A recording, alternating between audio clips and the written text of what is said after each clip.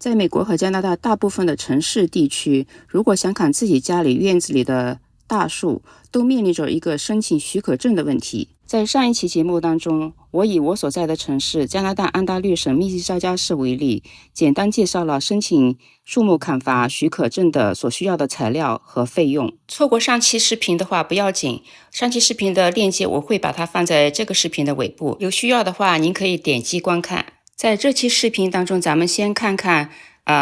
健康树和非健康树的区别啊。咱们先回想一下，为什么这个区别这么重要？是因为健康树的砍伐，政府是极其不鼓励的。所以具体到许可证的申请上面，如果砍伐一棵健康树的话，不但是有可能是会被拒绝，而且就算是允许了，你这个费用也是会非常高。因为首先申请这个许可证本身就是要交300多块钱的一个申请费，然后完了呢还要提交一个树木专家的报告 Arborist Report， 这个报告的话据我了解是起码要500多块钱的。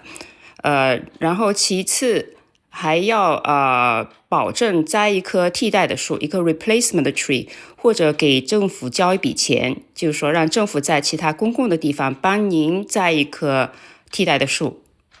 但是如果所砍的树是死树、将死的树，或者是构成危害的树的话，刚才所提到的这些费用有一部分甚至是全部都可以被免掉。那咱们现在就先看看这个法规当中关于这个死树和非健康树是怎么定义的。首先死树是最好理解的啦，它的定义就是说这个树上是没有活的组织，用咱们大白话说就是说枝干和枝条全已经枯萎了，也没有叶子。其实咱们就看看什么叫将死的树。将死的树它这里就定义为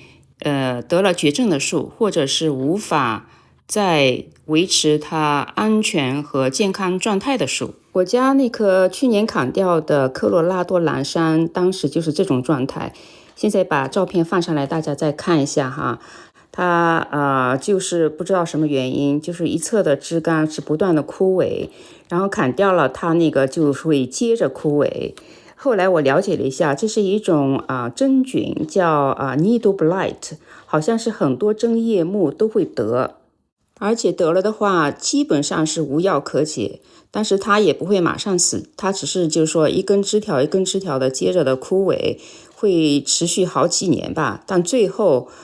是逃脱不了死亡的结局的。从2023年秋天起，它的状况就已经是每况愈下了。到2024年春天的时候，它的状态就非常差了，很多枝叶从它的顶部往下流，就糊在那个树干上，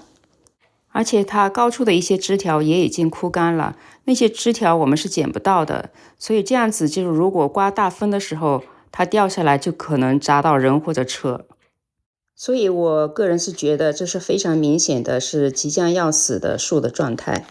后来市政府的人过来看的时候，他也很同意我的看法呀，而且他指出了一个我没有注意到的情况，就是说这棵树的枯的枝条都是在它的西侧，所以西侧给砍了很多，然后东侧的枝条呢都是基本上是完好的，所以这样就形成了一个情况，这个树的重心都是在东边了。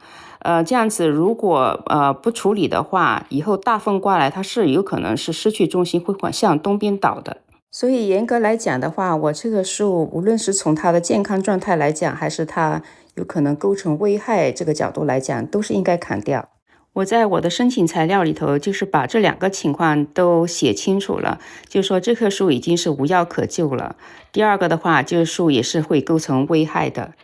但是我申请的主要的理由就是这棵树的健康状态，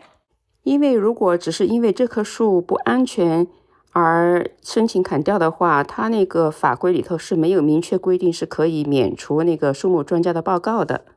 唯一明确规定可以免除的费用就是申请费，这个是在他申请那个表格2205的第2页有明确说明的。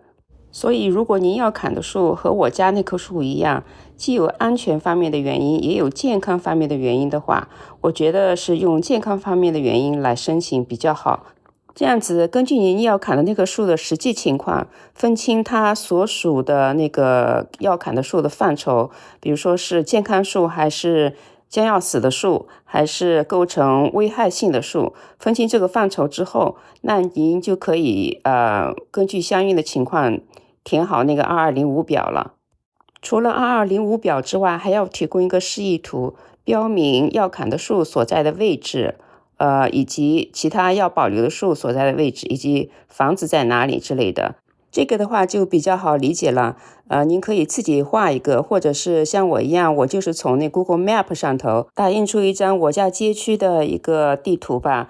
用那个最大标尺的那种，然后尽量精确的标上那棵要砍的树的位置，以及其他要保留的树的位置。这法规第14条底下的其他的规定，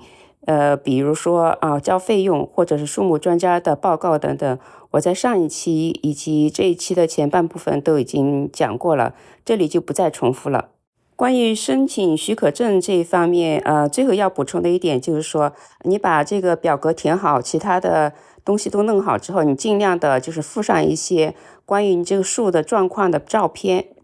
特别是如果你是以这棵树的健康状况不佳，快要死这种理由来申请许可证的话，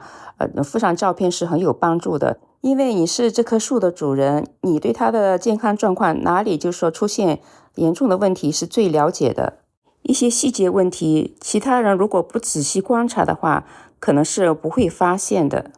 另外一个需要提醒的是，你的申请递上去之后，它的官网说是30天处理完毕，但是完了它之后不会有人打电话通知你。